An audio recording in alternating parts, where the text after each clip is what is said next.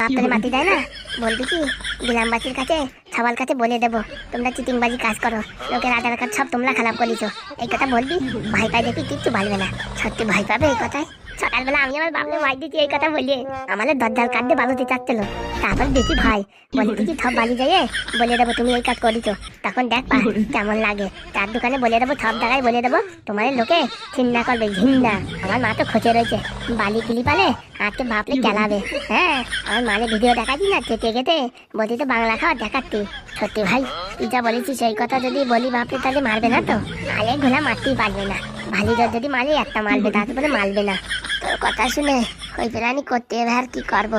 বলছি কাকি চুরি করতে যাবি? না ভাই আমি চুরি টুরি করবো না। ধরা পড়লি বারে শুনতেছি নাকি আজকাল বিশাল কেলান খেলাচ্ছে। আরে মুরগি চুরি করতে যাবো। কাদের বাড়ি? আমাদের বাড়ির পাশে টুম্পা আছে না, টুম্পা, ওদের অনেকগুলো মুরগি আছে। আমি থেকে একটা চুরি করে তুই আর আমি পিকনিক করবো। দুজনে পিকনিক হয় না, রান্তি গেলে অনেক থামেকটা। আরে না রে না, তার জন্য পিকনিক করবো, সবার কাছে 400-500 টাকা করে লাগবো। আর আমি আর তুই খালি মুরগি দেবো, চুরি করলাম মুরগি। আর যদি ধরা পড়ি, আরে অত ভাই পাত কেন? যেখানে পাদু আছে সেখানে কিটির ভাই। হ্যাঁ হ্যাঁ, চুরি করতে ধরা খাবি কোনোদিন না।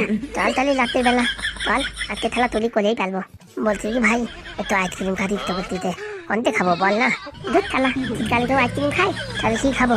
চল ওই দোকানে নতুন নতুন কেক আছে, কেক খাবানি তুই আর আমি মিলে দুজনে। চল তাহলে। বলছি পয়সা তো নাই, পয়সা লাগবে না, ফাউ খাবো। চল তাহলে। পাদু ভাই আজকে যদি ফাউ খাওয়াতে পারিস না, তাহলে আমি কালকে 2 টাকার চাটনি কিনে খাওয়াবো। তাহলে পাদুর কামাল।